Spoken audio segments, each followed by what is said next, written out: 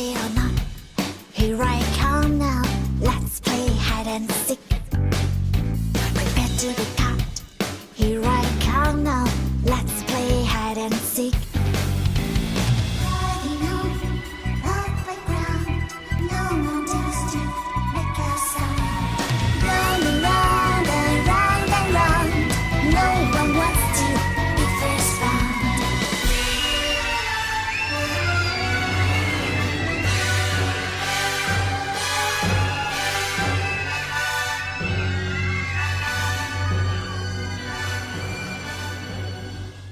This is a University of Idaho student talking about the tunnels and a few other things.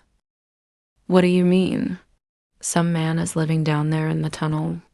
Okay, so the guy who built the Wallace thing, he basically the state was making a big bidding war who would build their like high max prisons or maybe like medium max prisons.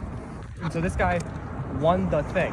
And as part of winning that, he also was going to build the Wallace building in the campus. So he's a prison architect by trade, but he gets designed to build a dorm room in the 50s. And he was like, fuck it, we'll just do a prison, but again. And so he did. And so that's why like each of the individual hallways are sort of can be like cordoned off.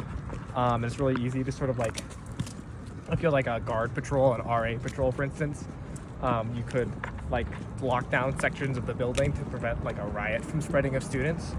The reason it's like that, I think, is just because that's how he knew how to make a building. And so he was like, yeah, this is kind of efficient. I'll just do that again, which is wild.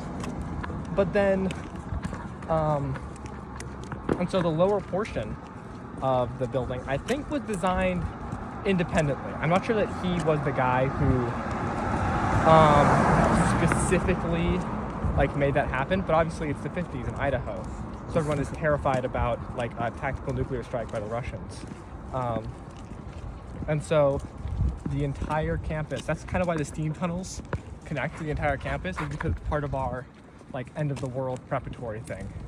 Anywhere on campus you can get into a steam tunnel access thing in like under 10 minutes or whatever, and then use that to go to Wallace, where they have decontamination areas, food storage, and sleeping spaces. There is not enough room in that basement for everybody. No, but back in the day there was.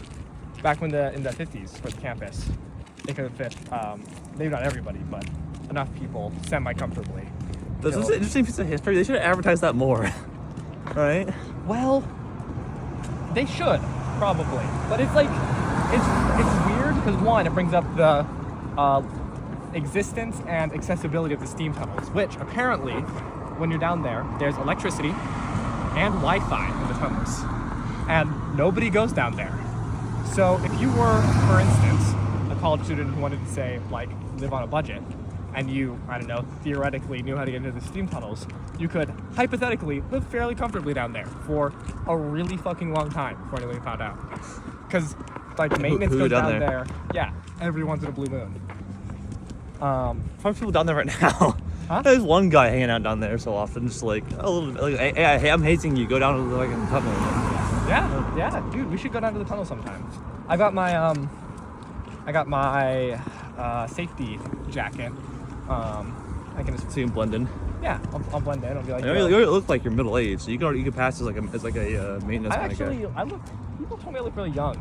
Actually, a lot of people are like, you know, Topi, if I was at a bar, I would ID you because you look like you're under 21. People have said that to me recently. You know, like people back home, my family, my actual friends. That's a very really specific thing to say. Well, I just remembered it because, you know, it's I think it's a compliment to my youthful physique. Okay. So I'm not saying you look your age, right? Okay. Go on. But they're like, this time me and you were walking at like 5 a.m. right? It was an all-nighter night. Okay. Yeah. And we were just talking about like, I think it's basically the same topic. You have like, yeah, someone thought I was like 26 or something like that. And you like looked at me like, I don't look 26, do I?